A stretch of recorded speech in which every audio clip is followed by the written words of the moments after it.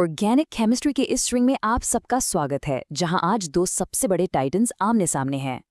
तो तैयार हो जाइए इस आखिरी मुकाबले के लिए, SN1 वर्सेस SN2 इन दी सब्स्टिट्यूशन शोडाउन। ये कोट हमारी आज की कहानी की स्टेज सेट करता है। हम इन केमिकल रिएक्शंस को दो योद्धाओं यानी ग्लैडिएटर्स की तरह देखेंगे, जो एक ऐतिहासिक जीत के लिए बिल्कुल तैयार खड़े हैं। तो शुरू करते हैं ये सब्स्टिट्यूशन शोडाउन। देखिए, ये ऑर्गेनिक केमिस्ट्री की एक फंडामेंटल लड़ाई है, एक ऐसी जंग जहां एक केमिकल ग्रुप दूसरे को उसकी जगह से हटाकर एल्काइल हैलाइड के तख्त पर कब्जा करना चाहता है। Simple as that. और ये है हमारा पहला कंटेंडर, चैंपियन SN2, जिसे हम कहेंगे the Swift and precise warrior. इसकी खासियत है इसकी रफ्तार और इसका सटीक निशाना। इसका हर बार सोचा समझा, तीखा और फैसलाकुन होता है। SN2 का पूरा नाम है बायमॉलिक्यूलर न्यूक्लियोफिलिक सब्स्टिट्यूशन। यहाँ सबसे इंपॉर्टेंट वर्ड है बायमॉलिक्यूलर। इसका मतलब है कि रिएक्शन की स्पीड यानी रेट दो चीज़ों पर डिपेंड करती है। एक है सबस्ट्रेट यानी हमारा बैटल ग्राउंड, और दूसरा है न्यूक्लियोफाइल यानी हमला करने वाला।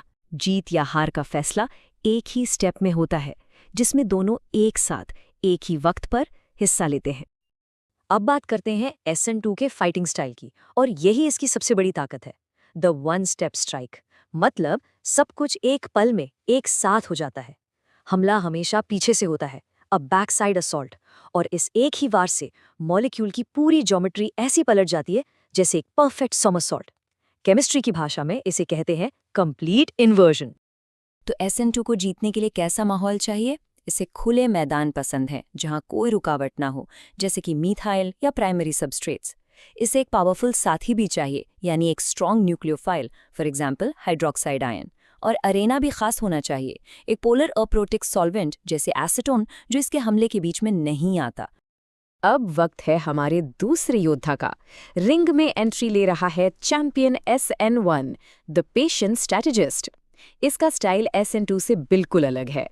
ये जल्दबाजी नहीं करता, बल्कि धैर्य से काम लेता है और सही मौके का इंतजार करता है, यानी यूनिमॉलिक्यूलर न्यूक्लियोफिलिक सब्स्टिट्यूशन। यहाँ यूनिमॉलिक्यूलर वर्ड पर ध्यान दीजिए।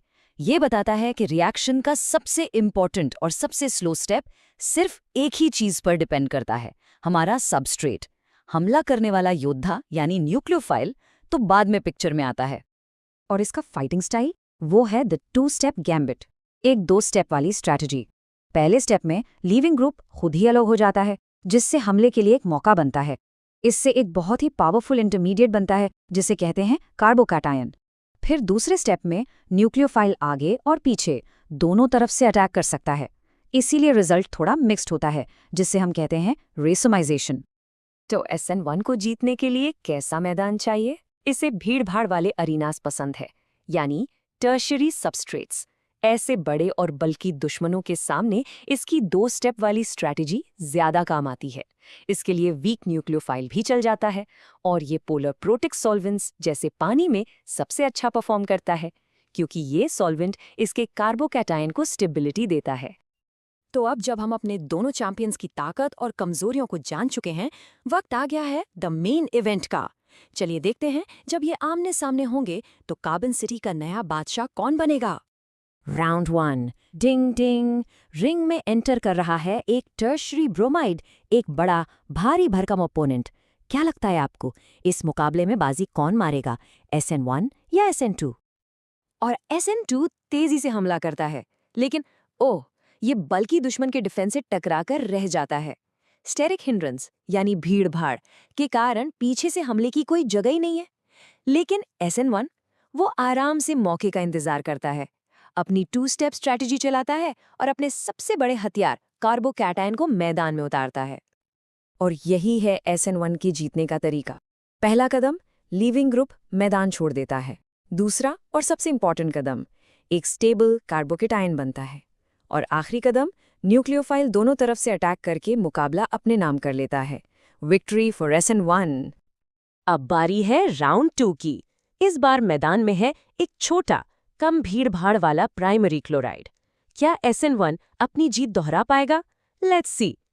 लेकिन इस बार SN1 की स्ट्रैटेजी पूरी तरह फेल हो जाती है। क्यों? क्योंकि प्राइमरी कार्बोकेटाइन बहुत ज़्यादा अनस्टेबल होता है, वो बनने से पहले ही टूट जाता है। और इस खुली कमजोरी का फायदा उठाकर SN2 एक ही झटके में एक सटीक वार से जीत हासिल कर लेता है। अ स्टनिंग कमबैक। तो इस शोडाउन से हमने क्या सीखा? ये कि अब हम हर सिचुएशन में विनर को प्रिडिक्ट कर सकते हैं। तो चलिए अब हम तैयार करते हैं द केमिस्ट्स रूल बुक। पूरी लड़ाई का सार इस एक टेबल में है। ये है हमारा टेल ऑफ द टेप।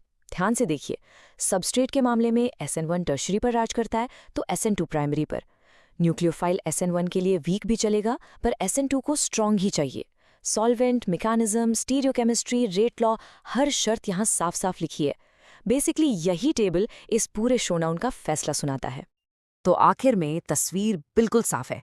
ये दोनों योद्धा अपने अपने इलाके के बादशाह हैं। SN1 भीड़-भाड़ वाले टर्शरी इलाकों पर राज करता है, जबकि SN2 खुले मैदानों यानी प्राइमरी सबस्ट्रेट्स का अनडिस्प्यूटेड चैंपियन है। और अब आप केमिस्ट हैं, फैसला आपके हाथ में है। अपने अगले रिएक्शन के लिए आप किस चैंपियन को चुनेंगे? पेशेंट स्ट्रैटेजिस्ट SN1 को या फिर तेज तरार योद्धा SN2 को? The choice is yours.